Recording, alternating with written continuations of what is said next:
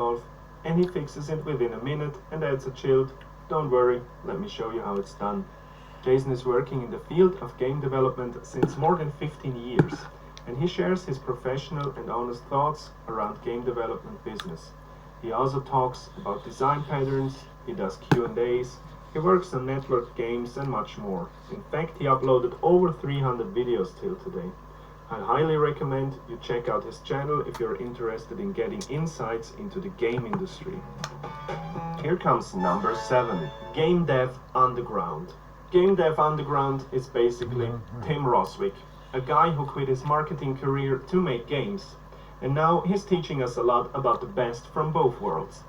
Besides videos on how to get your game finished and funded, he also addresses mental health awareness and how to deal with rejection in the industry. Watching his discussions with other indie developers makes you feel like being a part of a community, not alone in your basement. So if you want to learn how to boost your business or how to get motivated after your current failure, and we all fail, Game Dev Underground might be a channel for you. Number 8, Holistic 3D.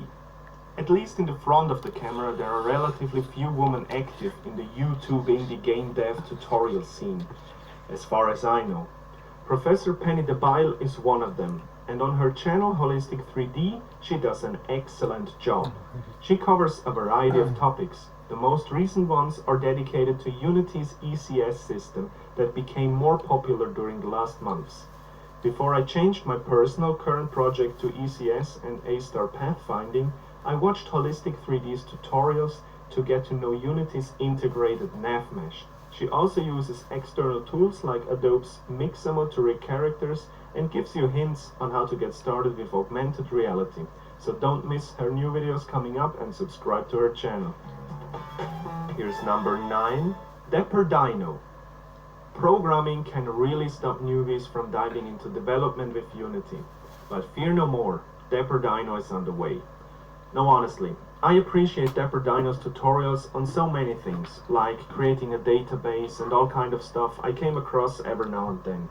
I also love that his videos are always kept at a comfortable length. As a beginner, you may prefer that 12-minute video on how to I came across every now and then. I also love that his videos are always kept at a comfortable length.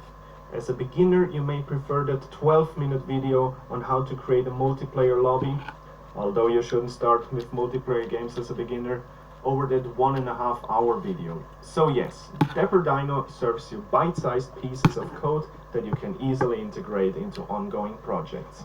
And finally, number 10, World of Zero.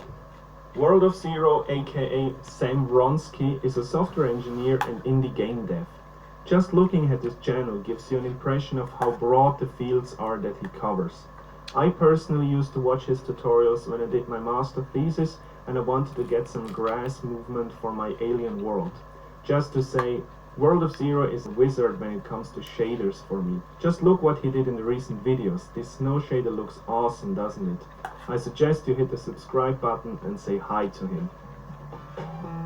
Okay, that was it.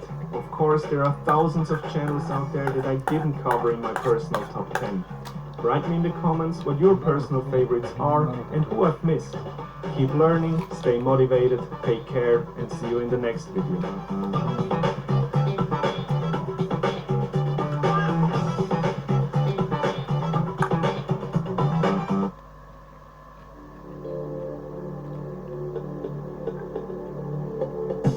Welcome back to Science Click.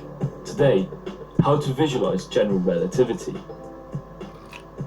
The goal of this video is to show different representations of the theory and to put forward a brand new one, which I have not yet encountered, although it possesses a great number of qualities. The idea behind this new representation is to make the best possible use of the video format, and in particular its temporal dimension, in order to faithfully reproduce what the mathematics tell us.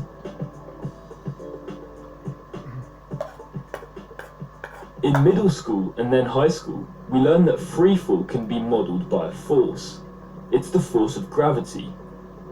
This force allows us to predict the movement of objects, stating that they are attracted to each other, and in particular to massive objects like the Earth. However, this description is merely an approximation, and it fails when the pull is too strong, such as the path of Mercury around the Sun.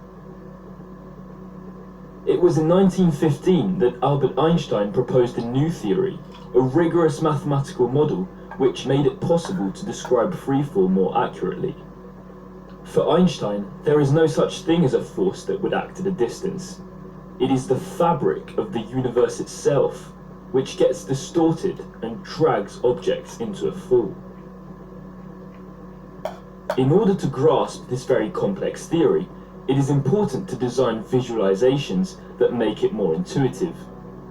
The representation that is most often used is that of a large elastic sheet on which massive objects are placed.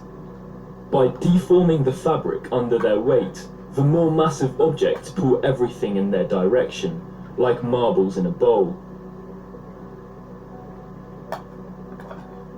At first, this image seems to have two advantages.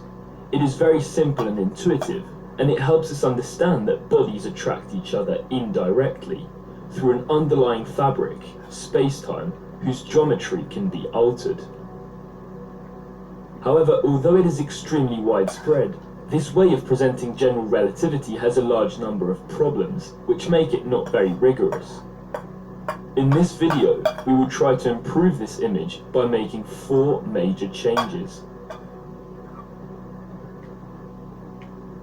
To begin with, the image of the elastic sheet seems to indicate that objects are placed on spacetime, like marbles, while in reality, spacetime is the fabric of the universe that contains them.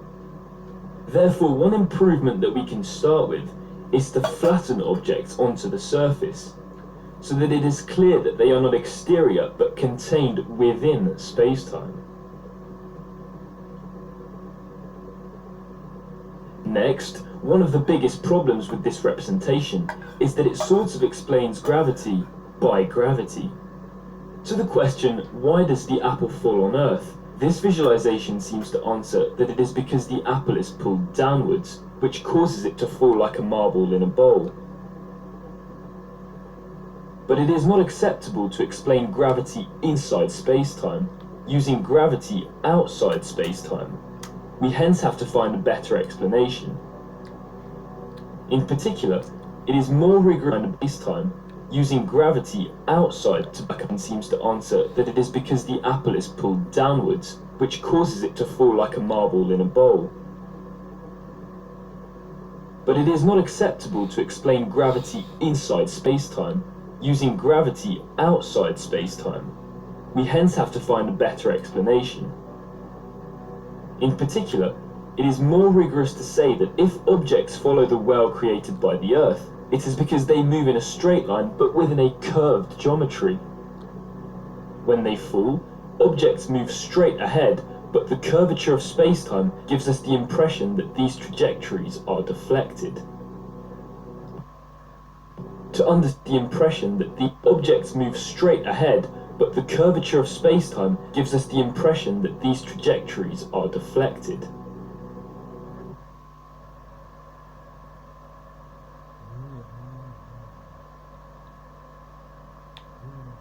To understand, we can imagine the surface of a sphere, on which 2 ants would head north.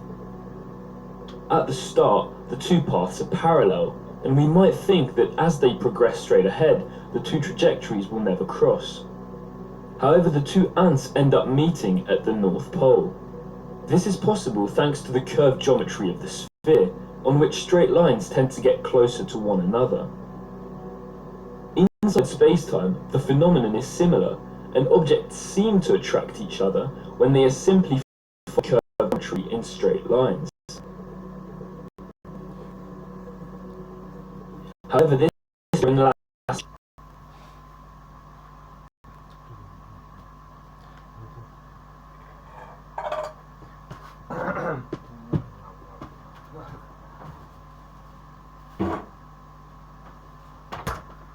Наверное, нет, просто да. Представляешь, наверное, нет, он тебя по себя так должен то есть наоборот, усиливаешь себя, а кошня ты по свой, да, представляешь. Ну смотри сам, да. Не знаю, зачем будущее, что будете проживать. Да. Пока сложно так вот сказать, но ну а ты сам по себе как считаешь? Вот разговляйся тогда, тогда понимаешь. Ну да, ключи, да, понимаю. Ну вот, да. Изнутри у тебя чувство, что подсказывает, да, организм твой. Да. Чувство, ответственность, да. Ну, наверное, нет, понял. Да, светлый, да. Может быть, да, просто целенаправленность более, да.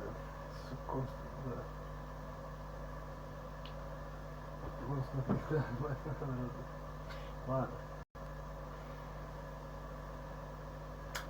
Ну, я понял просто. Ну, смотри, есть такая иллюзия, правильно? Вот люди 80 прошлого века говорили именно так вот, да, правильно, я понял просто. Да. Но то есть основания свои, кстати, тоже можешь почувствовать по себе. Ты тоже такой добрый становишься, уверенный, так, после хорошего корочка, так, или шашлычка. Нормально все, да. Да, я понял, да. Как бы, но это, да, ну что-то ты с этим теряешь, но ты это не осознаешь, как бы. Просто, да, понимаю, да. Да. Не знаю, просто приучился. То есть это просто такой момент, это в опасности вшел просто, да, понимаете. Да. Вот как говорят, не лучший вариант. Понимаешь, если ты будешь дальше развиваться, то это да, это понимаю, он тебя. Но она не да, понимает. Ладно, тогда отдыхаем, да. Sheet is still misleading. Indeed, one could think that if space-time can bend, it is due to the existence of a higher dimension. Here, for example, the Лидер, чирлидер. Чирс. Ну что, бухло, что ли, у тебя опять? Как это так?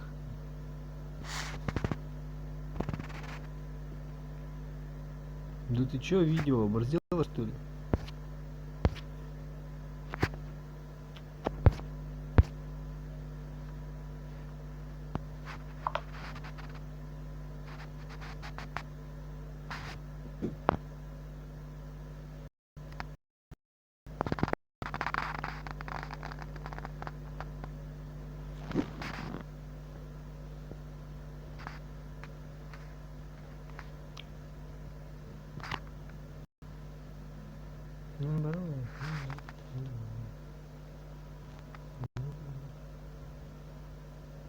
Наоборот, это что?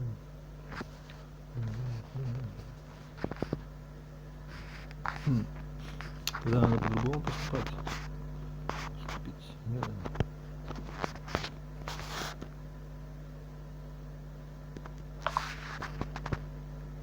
Видео не наглей, давай нормально будет.